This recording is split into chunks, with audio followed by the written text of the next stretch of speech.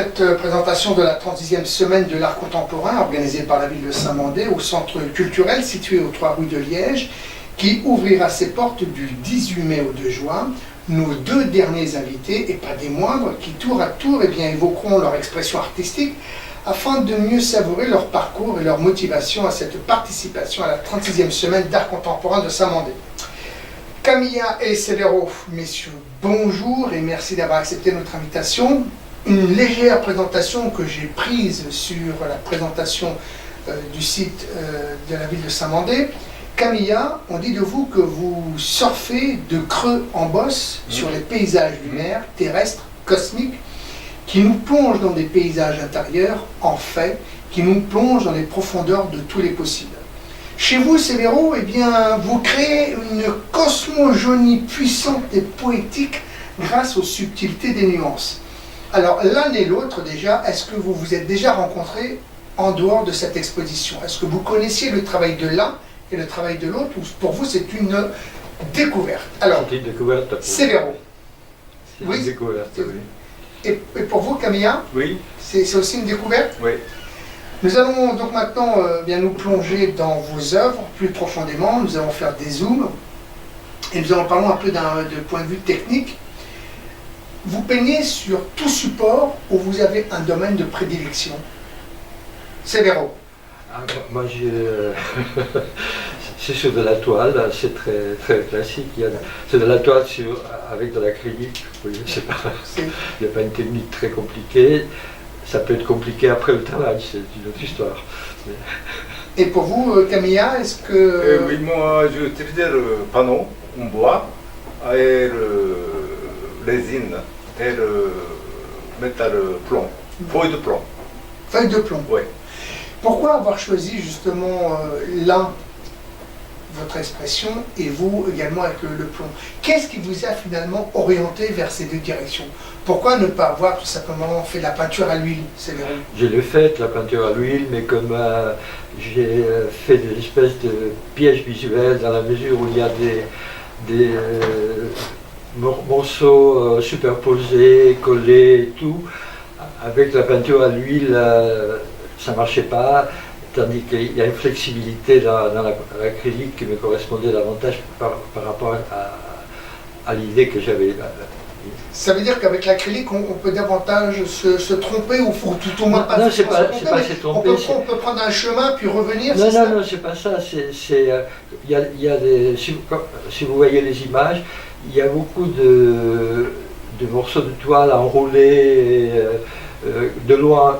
Ça fait une toile classique, et quand vous vous rapprochez, vous voyez qu'il y a des reliefs, et il y a c'est pour ça que j'appelais ça un peu piège visuel, parce qu'il y a 2 visions de loin et de près, et à ce moment-là, c'est beaucoup plus souple, la peinture à l'huile, même quand elle sèche, si je l'appuie comme ça, elle craquelle quand même. Donc Parce que l'acrylique vous permet justement d'avoir cette impression de pouvoir faire un peu des mouvements avec des vagues, des creux, un peu de relief. Oui, c'est sûr. Techniquement, oui, c'était plus facile. Et Camilla, pourquoi le plomb? Pourquoi la feuille de plomb? Quand j'étais lycéen, ça c'est l'école art industriel. Pendant l'étude, je rencontre ce matériel. Et après, j'ai oublié longtemps. Mais il y a, je ne sais pas, 20-30 ans, j'ai retrouvé ce matériel. C'est intéressant parce que ça c'est très mou dans la température normale. Et le couleur gris, ça c'est 2 choses importantes. Et comment vous le travaillez? Comment vous la travaillez justement cette feuille de plomb? Vous avez des outils spécifiques? Non, pas trop. C'est-à-dire, je fais d'abord quelques bas-reliefs avec panneau. Ensuite, je collais le feuille de plomb. Ouais. Mais alors le relief, la base avant de coller votre feuille de plomb, oui. C'est quoi? C'est en bois? C'est en bois, plastique, colle. Oui. D'accord. Et à travers ça, vous arrivez à faire, quand vous avez décidé de mettre ça en place, c'est quoi? C'est des paysages? C'est plutôt une vision que vous avez? C'est quoi? Le titre, depuis 40 ans, toujours pareil. C'est superposition. D'accord, super. C'est-à-dire, quelques dessins différents, je superposé. D'accord. sur- Mais donc votre première activité, c'est le dessin. Vous dessinez Oui, en premier, oui, et après vous faites le relief, Oui, et après vous coulez, vous coulez la feuille de plomb. oui, et un peu coloré, D'accord. noir. Noir, Ouais. d'accord. Alors, est-ce que vous pourriez, vous, définir que votre production, finalement, actuelle, est considérée comme abstraite? Donc, C'est vrai. le mot abstrait, même oui, c'est abstrait, mais en somme, dès qu'il y a des coups de pinceau et tout, même le monochrome, c'est pas vraiment abstrait. Donc, mais c'est vrai que pour arriver à se comprendre, c'est abstrait. Mais bon. Vous travaillez l'acrylique, donc il y a Oui. la couleur. Oui, mais ce qui m'intéresse le plus, c'est la lumière, moi. Alors, Il y a- comment vous travaillez justement cette il y a lumière? des couleurs, mais en somme, ce qui m'intéresse, c'est les couleurs obscures. Et comme vous avez posé la question, j'ai dessiné avant, j'ai fait un projet, dessiné. Après, c'est jamais pareil, Heureusement. parce qu'il y a sur la toile, mais quand même, avec tous ces collages que j'ai fait là-dessus, l'assemblage comme ça, sans un projet, ça serait pas possible quand même. Donc, voilà, donc je sais Mais- pas si j'ai bien répondu. Mais quand, justement, Oui. moi j'essaie de comprendre, parce que Oui, vous oui. me parlez de collage, vous me parlez d'acrylique. Oui, oui. Donc, vous dessinez, donc, vous avez une idée. D'abord, cette inspiration vient d'où? D'où vous puisez cette inspiration? Non, mettons que bon, à la base, j'ai fait les Beaux-Arts, j'ai visité tout le musée, j'ai été Vous avez fait tout. un parcours entre guillemets classique. J'ai une formation très classique au départ, et bien entendu, après, il a fallu que je me défasse de ça. J'avais Alors, pas- est-ce que c'est compliqué finalement parce qu'on sait très bien que les grands peintres finissent toujours par se libérer de la technique. C'est-à-dire que ce qui leur permet justement d'avancer, c'est qu'ils maîtrisent tellement bien la technique qu'ils finissent par l'oublier parce qu'ils la maîtrisent et que suite à ça, c'est ce qui leur permet justement de créer leur propre univers. Oui, mais donc il y a en somme mon univers. Bon, on peut les comparer à ce moment-là, je ne sais pas, au poème ou à la musique. Il y a dans cet assemblage, j'essaie de faire passer une sensation quand même. Donc, mais j'ai enlevé tous les côtés justement que j'ai appris directement dans le musée et dans ma formation aux Beaux-Arts quand même. Donc, Alors, nous l'avons compris, vous avez une formation classique, entre guillemets, Oui. qui vous permet aujourd'hui. Donc, Oui. quand vous dessinez, Oui. vous avez mentionné le fait que dans un premier temps, vous dessinez. Je Oui. pense que pour tout créateur, c'est d'abord le dessin.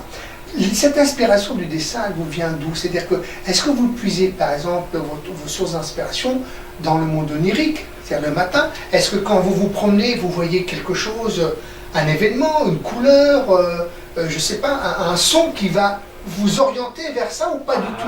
Oui, dans la mesure où je suis dans la vie, on reçoit plein d'influences comme ça, mais après j'ai fait mes synthèses, donc c'est pas un truc précis comme ça, c'est beaucoup plus plein de... j'ai fait une synthèse de plein d'images comme ça, et bien entendu avec le temps, comme je suis pas jeune, j'ai fait arriver à avoir un vocabulaire qui me paraît un peu plus à moi, plus personnel. Plus personnel. C'est difficile d'avoir finalement une expression très, très singulière. Finalement. Mettons que c'est aussi difficile que se connaître en somme. donc si on arrive à se connaître un peu, quelque part on fait... ça paraît absurde, mais on fait des autoportraits parce qu'on fait tout ce qu'on ressent quand même là-dedans dans notre travail. Donc vous voyez, sinon à ce moment-là, bon, ça serait juste une technique. Et, c'est un intérêt très différent de ce moment-là. Il y a des décorateurs qui font ça. Donc, ce qui est important, c'est pas le côté technique, c'est plutôt le côté expressivité. Oui, c'est ça, d'arriver à soi-même et savoir s'exprimer. C'est pas un romancier, c'est pas parce qu'il fait pas de fautes d'orthographe, c'est parce qu'il a des idées quand il écrit quand même. Donc, Pour vous, Camilla, vous nous avez mentionné le fait que vous dessinez, Oui. vous faites du relief, Mhm. après vous couliez une feuille de plomb, et après vous peignez. Vous utilisez quoi comme peinture pour qu'elle puisse se fixer sur cette toile, sur cette feuille de plomb? Vous avez une peinture Ça c'est colle normal. comme normal. Ouais. Et vous imitez des couleurs ou pas? Ou c'est toujours que du gris? Non, non, gris, des fois gris, mais souvent maintenant je peinture noir D'accord. avec encre. De l'encre? Oui. D'accord. Et est-ce que vous êtes japonais? Oui. On sait que dans la culture japonaise, il y a la calligraphie, Oui. qui est reconnue comme un art. Hein. Est-ce que vous avez essayé de mettre justement dans vos œuvres de la calligraphie? Est-ce que vous avez essayé, par exemple, de mettre en relief? Non, Non? juste Non. peinture. Peinture. Est-ce que vous avez le sentiment que la calligraphie, c'est quelque chose finalement de très personnel, que c'est intérieur? Oui. Mais oui, mon père est blonde, donc quand j'étais petit, depuis petit, il écrit toujours avec pinceau. Donc quand j'étais petit, c'est comme ça. Mais personnellement, je n'utilisais pas beaucoup. Oui, c'est déjà beaucoup. Vous avez exposé déjà au Japon? Oui. Oui. Et alors justement, comment les Japonais ont perçu vos œuvres? Est-ce qu'il y a, pour les Japonais, c'est bizarre? Quel sentiment vous pourriez nous donner justement vis-à-vis de vos œuvres que vous avez exposées au Japon? Oui, pour moi, je ne suis pas posé parce que débutant, je suis sculpteur, comme les 3D. Mais maintenant, plus en plus, comment dire, pratique, plat. Là, oui. Plat. C'est-à-dire, comme les anciens bâtiments au Japon, qui existent, comment dire, très horizontal. Ça n'est pas de, comment dire, gothique. Voilà. Donc ça c'est un peu Mais- culture Japon. Toutes vos œuvres que vous avez réalisées, elles sont toutes faites avec cette procédure de feuille de plomb ou vous avez un peu de temps en temps aussi une autre Ça matière? dépend. Des fois plein, des fois quelques morceaux de D'accord. colle. Votre plus grande œuvre que vous avez réalisée, Oui. c'est quoi? C'est 1 mètre, 2 mètres, 3 mètres? C'est quoi? Jusqu'où vous avez poussé l'audace avec cette feuille de plomb? Avec feuille de plomb, Oui, ça c'est 1 mètre, 2 mètres. 2 mètres. Oui, oui. C'est déjà bien 2 mètres. Oui, 2 mètres, pas 1 mètre 30. D'accord. Quand vous regardez l'un et l'autre vos œuvres, est-ce qu'il vous arrive de les retravailler? Sévero, par exemple, une œuvre que vous avez réalisée il y a peut-être, je sais pas, 2 ans, 3 ans, 4 ans, est-ce qu'il vous arrive, par exemple, de la regarder de nouveau et puis dire, ah, il lui manque quelque chose? Ou est-ce que vous retouchez finalement vos œuvres? Non, Non. pas moi. Non, à ce moment-là, si pour de bon, et je pense toujours que je veux mieux faire, donc je recommence autre chose.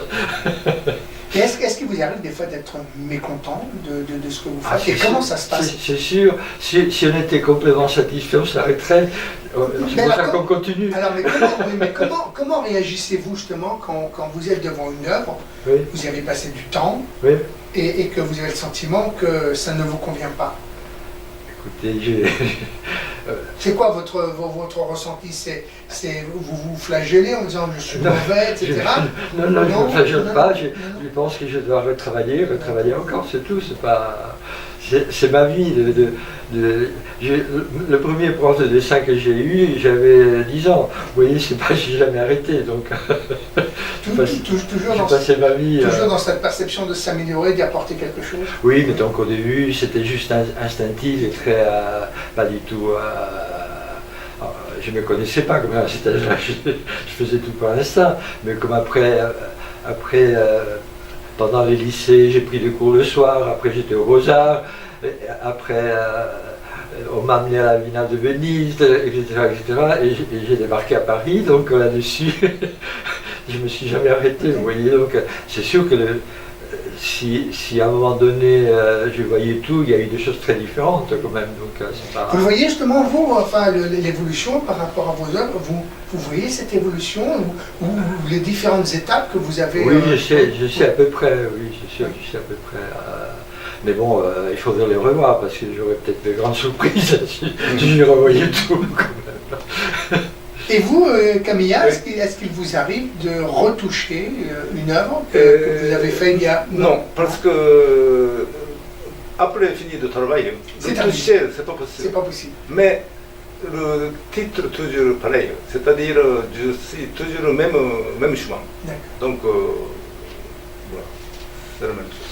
Est-ce que, alors, l'un et l'autre, bon, Severo, on a bien compris que vous avez suivi un chemin, entre guillemets, classique et nécessaire, puisque sinon, moi aussi, j'aurais bien aimé faire les Beaux-Arts et je ne suis pas passé par là. Et aujourd'hui, je le regrette parce que je dessine comme un enfant de 3 ans, et c'est mon plus grand regret. Mais justement, dans votre apprentissage, quand vous avez suivi toutes ces études, est-ce qu'il y a des peintres ou des sculpteurs ou des artistes qui vous ont plus touché que d'autres? Oui, mais donc j'aime beaucoup Rembrandt, par exemple, la dramaturgie. Je ne peindrai jamais comme lui, mais j'aime beaucoup des peintures assez fortes dans les côtés classiques. À la période noire de Goya, ou je sais pas, bon, je n'ai pas mis en tête tout, mais c'est sûr qu'il y a des choses qui m'ont touché, c'est sûr. Vous parliez tout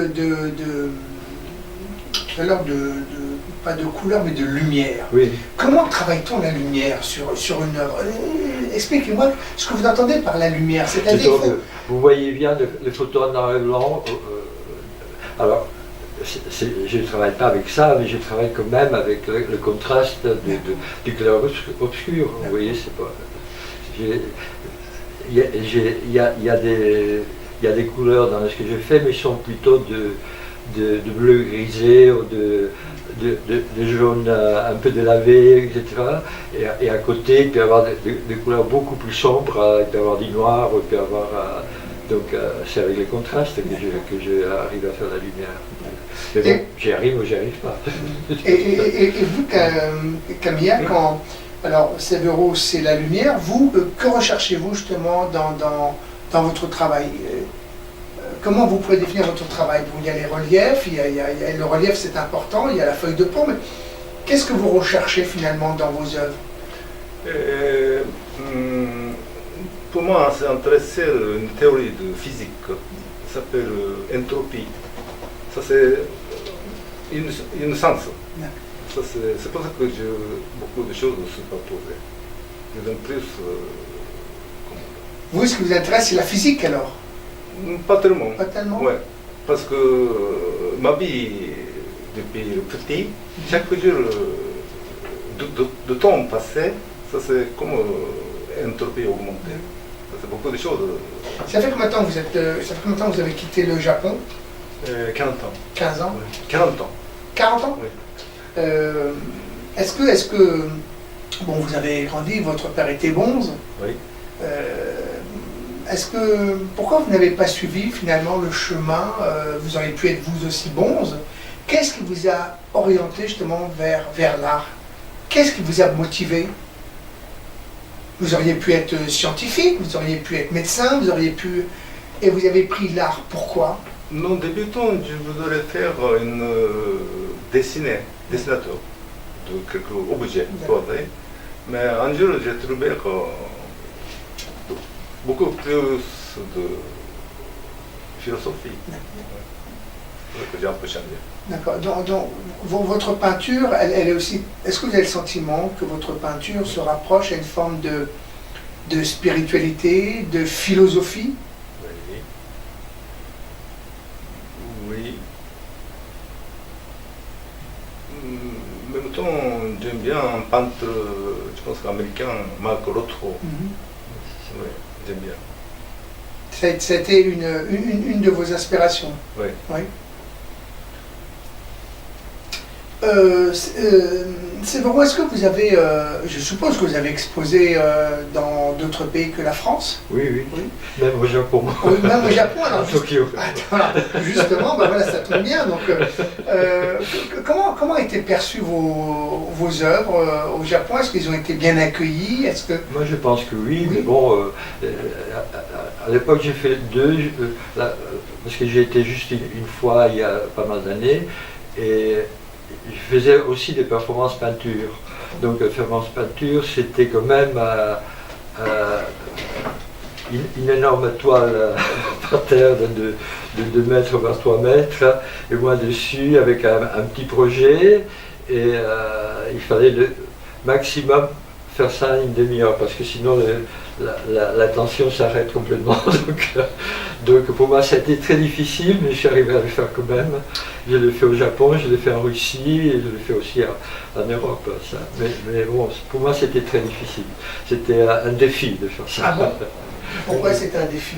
Écoutez, vous faites ça en public, avec des gens autour, avec un temps à compter, et même si vous l'avez bien préparé, c'est beaucoup plus difficile que dire un poème ou quand vous jouez dans une pièce, avoir le texte exact, vous voyez, parce que vous sortez ça de vous-même après. Oui, c'est-à-dire que là, vous devez composer en direct, sans oui. aucun support. Autant un musicien peut avoir une grille, un comédien peut avoir un texte, vous n'avez rien. Mettons, les supports, c'était tout ce que j'avais préparé avant, donc c'était dans ma tête et dans tous les couleurs que j'avais préparées. Il y avait toute une préparation, mais quand même, il fallait le faire en direct quand même. Donc. Et vous, qu'est-ce qui vous a orienté vers l'art? Pourquoi avoir choisi cette direction? Moi? Oui. Écoutez, chez mes parents, ce qui comptait, c'était la musique, et en particulier ma mère, le piano. Et moi, j'étais nul pour ça. Alors quand un été, elle a fait venir un prof de dessin, là, je me suis trouvé très, très, très à l'aise. C'était le contraire de faire des gammes et tout ça. Pour moi, c'était un travail, c'est tout. Tandis que là, déjà avant ça, j'ai dessiné, je recollais des morceaux de carton, n'importe quoi, tout petit, ça je le faisais déjà tout de suite, des constructions comme ça.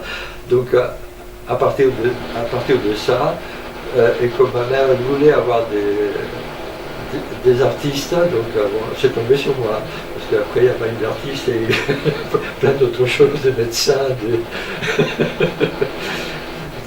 de profs. Aujourd'hui, quels sont vos projets à l'un et à l'autre? Quels sont vos projets? Parce qu'on sait qu'aujourd'hui, on est dans une période difficile pour les artistes. Oui. Pour un artiste, c'est difficile d'exposer en permanence, c'est difficile de vivre de son art, c'est difficile. Donc il faut, je pense, avoir une forme de recul vis-à-vis de soi-même, être compatissant avec soi-même, et puis parce que finalement vous pourriez vous dire bon bah ça fonctionne pas, j'arrête tout, je prends une corde et voilà. C'est pas mon cas. Voilà, non mais justement. Moi je vois toujours le bon côté. Alors justement, quels sont vos projets à l'un et à l'autre? Parce que vous avez des projets. Non, pour moi c'est continuer, et après quand j'ai une date pour une expo, je travaille encore mieux. Mais sinon je continue à faire. Si c'était de l'écriture, je continuerais à faire mes poèmes comme ça, même si après je ne trouve pas d'éditeur. Est-ce que par exemple vous avez, on sait qu'il y a l'exposition qui oui. aura lieu du 18 mai au 2 juin, Oui. mais est-ce que vous avez par exemple d'autres projets en vue? Est-ce que vous avez d'autres expositions? Est-ce que vous travaillez sur des nouveaux projets? Est-ce que vous êtes en train de mettre en place une nouvelle technique? Non, moi je me dis c'est continuer ensemble, c'est ma vie quand même. À mon âge, je ne vais pas changer comme ça d'un coup quand même. Je sais pas. J'ai passé ma vie, vous voyez, je suis parisien depuis 61 et j'ai eu beaucoup de chance, même si je ne suis pas dans la lumière d'une façon extraordinaire, j'ai eu beaucoup de chance, je suis toujours là, je continue à faire mes peintures. Pour vous, c'est l'essentiel finalement, c'est de pouvoir continuer à oui. exprimer. Oui, de faire ce que je veux, oui, c'est sûr. Finalement, c'est une forme de liberté. Ah oui, c'est une liberté. On peut la payer, la liberté, mais c'est une liberté. Et je suis De toujours toute façon, là, comme souvent, vous on voyez. la paye. Hein, Oui, mais c'est pas grave. Mais des fois, il est préférable d'avoir une liberté. Ça n'a pas de prix. C'est intéressant de le faire pour moi. Donc pour quelqu'un d'autre, peut-être pas, mais pour moi, c'est intéressant de le faire. Et pour vous, Camilla, vous avez des projets? Oui, maintenant, mois prochain, il y a une exposition de Centre culture Japon à Paris. À Paris? Ça c'est plusieurs artistes japonais qui exposent. Maintenant, je commence à travailler, fabriquer. Et vous avez par exemple, pour ce projet, avec ce centre culturel japonais, vous avez un thème bien spécifique ou pas? Est-ce qu'on vous donne un thème, on vous dit il faut travailler sur ça ou pas du tout? Cette fois, non, il n'y a pas spécialement de thème. D'accord. Donc enfin, vous travaillez vous à l'inspiration, vous continuez à... Oui, voilà. Je suppose que l'un et l'autre, vous avez des œuvres, vous avez dû en faire des œuvres. Oui. Vous n'avez pas fait une œuvre, vous avez dû en faire des œuvres, des centaines. Oui, oui. Comment se fait le choix, par exemple, pour l'exposition qui va avoir lieu à Saint-Mandé, comment s'est fait le choix justement de vos œuvres? Comment vous, Séveron, vous avez choisi, vous avez sélectionné parmi toutes vos œuvres celles que vous alliez exposer? D'abord, je venais de faire une expo à la Galerie Satellite, qui est une galerie dans le 11e, et j'ai continué ça, mais en faisant 3 tableaux beaucoup plus grands, en somme de 2 mètres par 1 mètre 46 par 2 mètres. Donc là-dessus, ça m'a poussé, ça m'a donné de la... Et comme j'ai pas un atelier énorme, c'est vrai que j'étais plus motivé pour faire des grands tableaux à ce moment. Tant pis, j'ai envahi mon atelier avec ces grands toiles. Mais comment s'est fait le choix justement de vos œuvres pour l'exposition qui va avoir lieu à partir de... Justement, je viens de vous dire, j'ai eu à ce moment-là l'énergie de faire des grandes toiles. C'est-à-dire que spécialement pour cette expo, oui, vous avez fait des... Oui, il y a trois grandes toiles. Trois grandes toiles que je viens de faire. Mais vous avez mis combien de temps pour les faire ces toiles? Oh oui, un certain temps, c'est sûr. Je ne vais pas vous dire combien d'heures, mais bon. Et vous, Camille, comment vous avez... Je veux dire, d'abord, je ne connais pas pour moi, espace total. Combien de mètres de mur, je ne connais pas. Donc j'ai essayé à peu près comme ça. Et puis Madame Muriel qui choisit. C'est elle qui a choisi? Pardon? C'est Muriel qui a choisi? Oui, dans la photo. D'accord. Oui.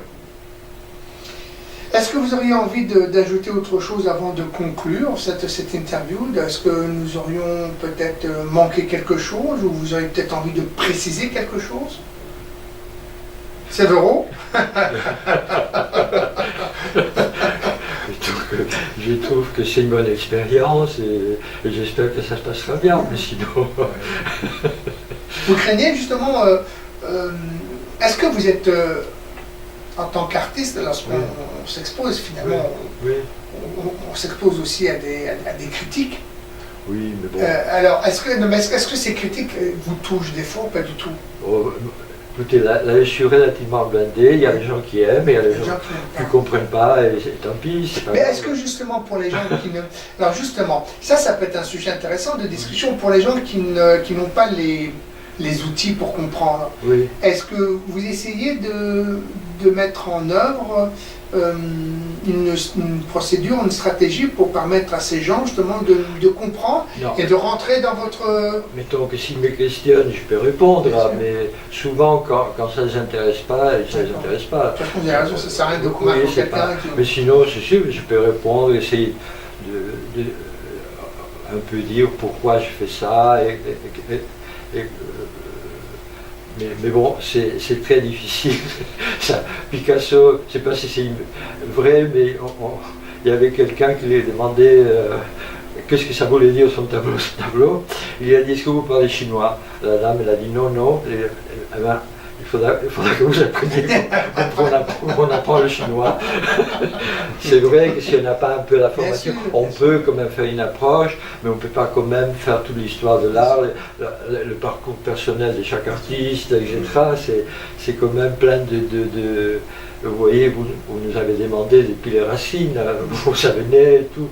Donc tout ça, c'est pas évident dans une conversation, dans un vernissage, de raconter tout ça quand même.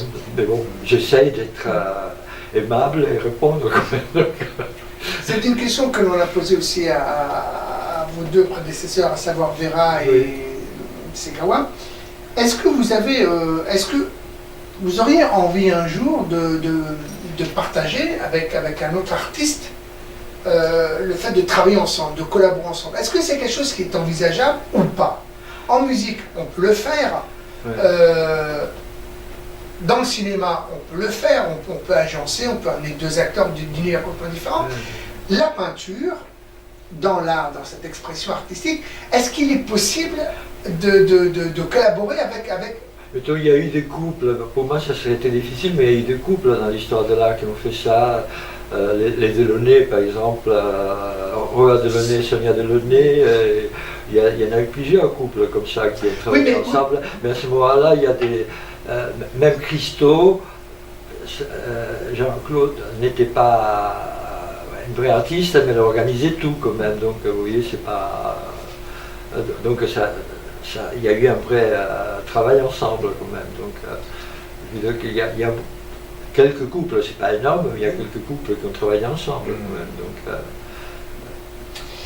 Eh bien, messieurs, merci. Et puis, eh bien, nous nous donnons rendez-vous à partir du 18 mai, c'est après-demain. Oui. Et jusqu'au 2 juin pour la 36e semaine de l'art contemporain. Oui. Organisé par la ville de Saint-Mandé. On vous rappelle l'adresse, c'est au centre culturel situé aux 3 rues de Liège à Saint-Mandé. Camilla et Severo, merci pour tout. Longue vie à votre vie, puis à vos œuvres, et puis on se dit à très bientôt. Merci. Merci beaucoup.